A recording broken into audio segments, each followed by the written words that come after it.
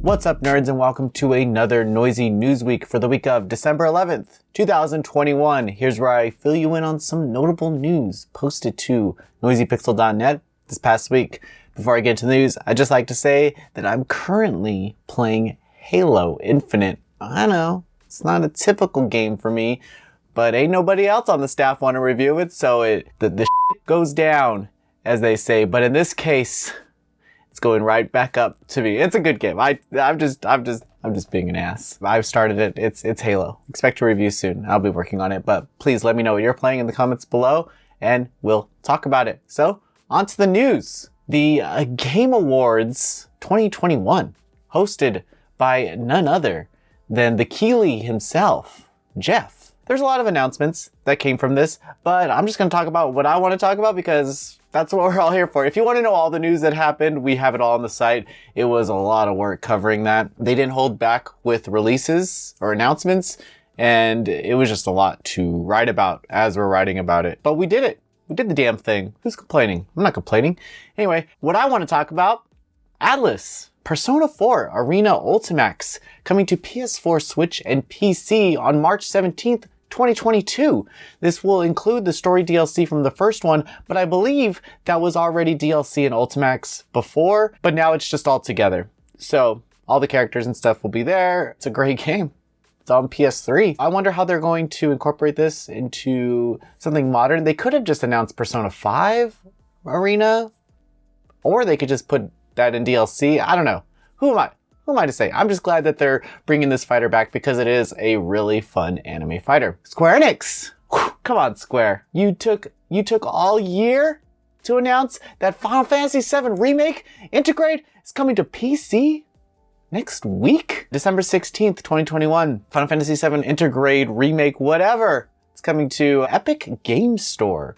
I know people don't like that, but you know what's funny is that I know we talk shit on Epic Game Store or whatever, but shit doesn't get leaked as often. You have some leaks, but that Steam database page just leaks everything that gets on Steam, so everyone knows about the releases. So anytime Atlas puts out something or tries to do like a surprise launch or something, it's always like days before somebody finds the leak and it just ruins the surprise. But this was a nice surprise, especially because it's coming out next week. And there's like 4K, it's like 120 frames per second, and you have all of the DLC included on there, so you'll have intermission available. Really great game. If you have not played it, please do. PC is a great place to experience this very, very good game. I believe it was our game of the year.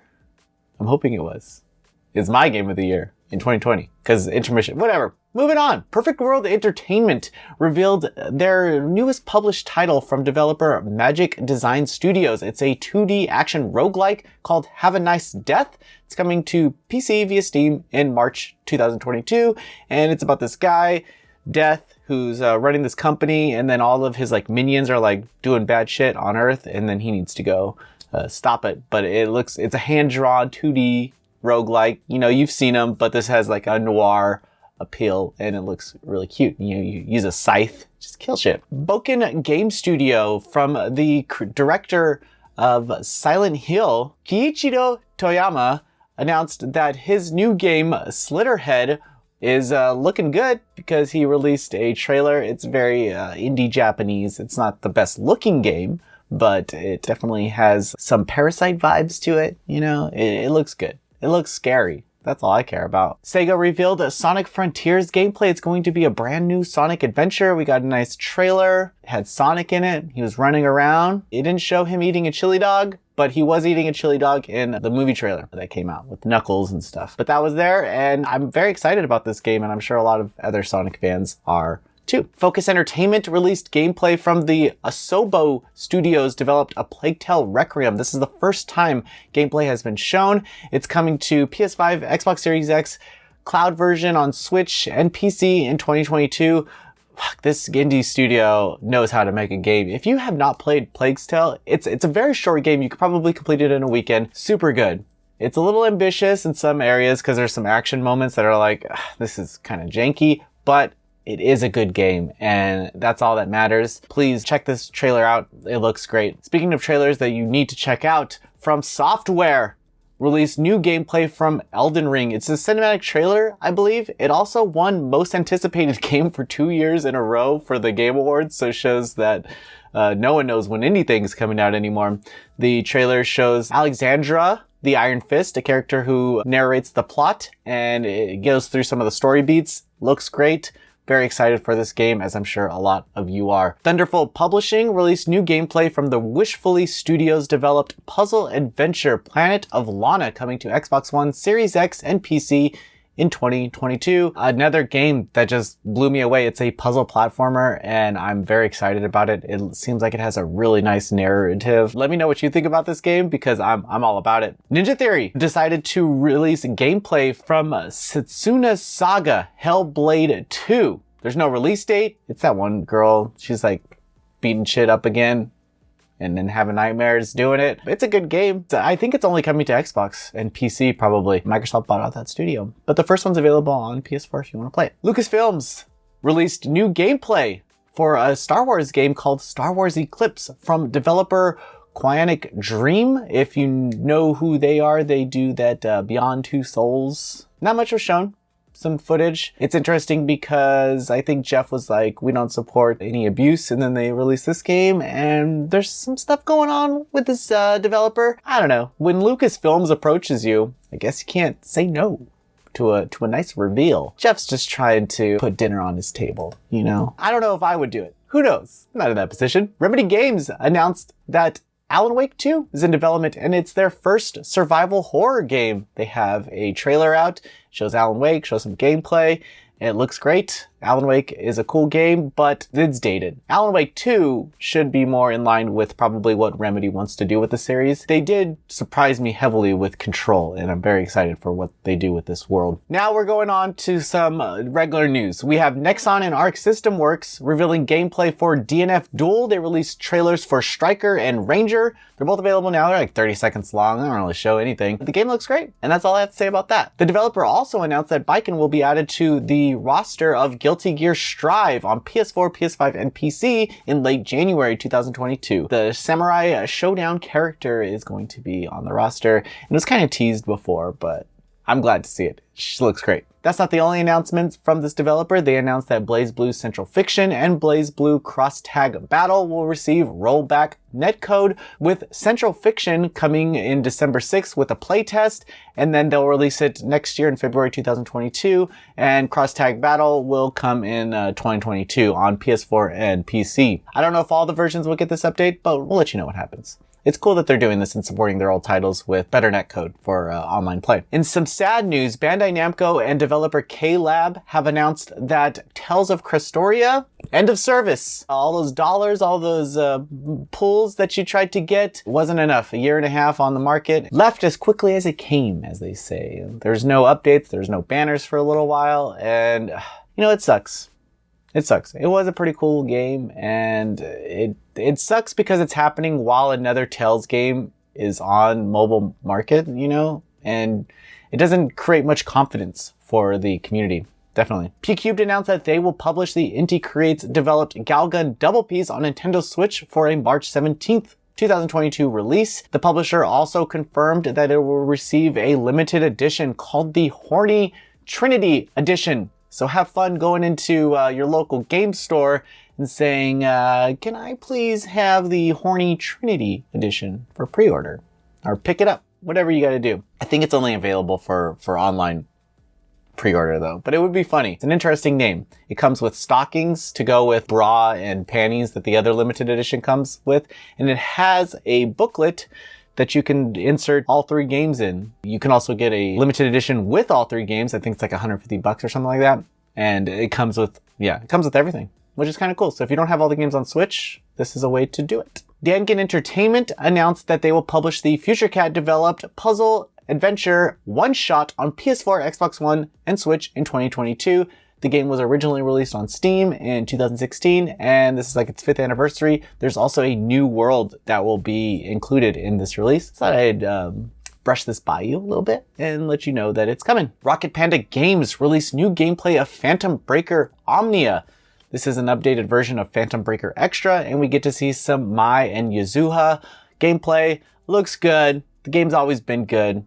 I'm glad that they're still developing it. Kind of short delay, but it's coming next year, and I'm excited to continue covering it. Back to Dangan Entertainment, they announced that they will publish the tactical RPG Visterion Saga Gaiden, the Sacred Sword of Sylvanister. It's coming to PC via Steam in the West. This is a follow-up to Visterion Saga 1, War of Scions. This is a really cool tactical classic RPG from the creator of Fire Emblem, and he's just going with the Fire Emblem Gaiden crap, but really cool game, and it's the conclusion of the series. So if you've been following it, you can get the full story. Inti Creates had a few announcements for their upcoming 2D action game Gunvolt Chronicles Luminous Avenger X2. For starters, the developer has confirmed the game will have English VO. This is dual audio that they don't normally have in these games. The game will also receive a physical release from Limited Run Games. So if you have all the versions, I think they've done them all so far, but very excited for this game, and I'm glad that they're supporting it to the best of their abilities. NIS America has shared a trailer for Yuru Kill the Accumulation games with a release date. It's coming to Switch, PS4, and PS5 on June 7th, 2022. That's a whole year away, but it's a cool shooter visual novel, and I think it's a death game as well. So check out the trailer and prepare yourself for this game. WFS has released a collaboration between their RPG Another Eden, The Camp Beyond Time and Space, and the Square Enix developed Chrono Cross. You have to get to chapter 13 in Another Eden to unlock all the story bits for the Chrono Cross collaboration, and it's cool. This is the first game to ever have a Chrono Cross collaboration, and I think it came out like 20 years ago, so really cool. It's funny that everyone's excited about this, but no one liked Chrono Cross growing up. Everyone that I knew didn't like it, so if you liked Chrono Cross, let me know. On to visual novel news, and why most of you are probably still here. We have visual novel developer Laplacian posting a Steam page revealing a December release for Cyanotype Daydream, the girl who dreamed the world. It's coming later this month. I don't have the exact release date yet, but it's coming. And I think this is only an all ages version in the West. It has some extra story scenes and stuff, but there is going to be no 18 plus patch for this version. Publisher Sakai Project announced that they will finally release Rewrite Plus on PC on December 17th. That's in a couple days. Been waiting for this one, and glad we can finally get it. The Kickstarter page was updated, so if you've been awaiting this game, it's been like a year, I think. The publisher also announced that they will publish the Whirlpool-developed comedic visual novel Slavish Dragon Princess 2 on the same day. So if you've been following this series, there's going to be 2 new dragon characters, meaning 2 extra routes for some sexy dragon adventures. Gamazumi Games announced that they will publish the Wing Cloud developed romance visual novel Sakura Christmas on Switch on December 16th, 2021. This is an all-ages visual novel, but I say all-ages, but it is rather spicy. I think that's why it's not coming to PS4 and PS5, because this eroge pushes the limits of what you can show, and I don't think they edited much in this version from what I see in the trailer. Voltage has shared some information on their upcoming Otome visual novel, Even If Tempest. They showed the opening trailer and that it's coming to Nintendo Switch in 2022. So look out for that, and we'll definitely follow up with a release date. Fly High Works made a few announcements. One being that the simulation RPG Lair Land Story 2 Mist of the Sea is coming to PC via Steam in the West. The first one was released in 2007, and I don't think it ever came to the West. So it's a game about, you pick a character, you go on little missions, you craft stuff, you fight and you do stuff, and you hang out. You hang out. And it has really cute illustrations, so check this game out. Another game they announced is that they will publish Shirone the Dragon Girl on PC via Steam in spring 2022. This game looks super indie. You play as a dragon girl in this 3D world. You navigate her through some dungeons, but I don't know. It looks cute. I don't know. Let me watch the trailer. Let me know what you think. The last game I'll cover that they announced is Goodbye World. It's coming to PC via Steam in 2022. The trailer kind of shows that you play as 2 game developers who are working on an indie game together, and they encounter some troubles. You play their game in-game, which progresses the narrative, and there's like 6 stages or something like that, and you unlock different stages, and you get through this developed game together. East Asia Soft announced that the horror-adventure visual novel, The Letter, a horror visual novel, will come to Xbox One, Series X, and Switch on December 15th, 2021. The PS4 and PS5 release are scheduled for Q1 2022. It's a horror visual novel, as they say in the title. It looks cool. I think this game's on Steam and it's been available there for a while, but there is a physical release available on PlayAsia if you want one. I think that's only available on Switch though, so just know what you're getting yourself into. And lastly, but certainly not leastly, Shirofune announced they will publish some tentacle hentai visual novels for y'all with the Dawn of Kagura series. You have Hatsuka's story, Natsu's story, and Kaika's story. 3 girls who are shrine maidens who go and fight yokai and then get by because what'd you expect? You go out looking for trouble, you're gonna find trouble. Take that advice. Interviews on the site. We have an interview with the producer of Monster Rancher 1 and 2 DX. Reviews on the site. We have Castle of Shikigami 2 on PC, White Shadows, Wolf Stride, Monster Rancher 1 and 2 DX, Dudonpachi Resurrection on Switch, and Solar Ash. And guys, that's it. That's the news. Thank you so much for watching. Have a great week. And this is kind of a long episode, I know, but there's been short episodes for the past 2 weeks. Who cares? Sorry, Mark, for all the rambling that I've done in the last, 20 minutes. Whatever. Bye.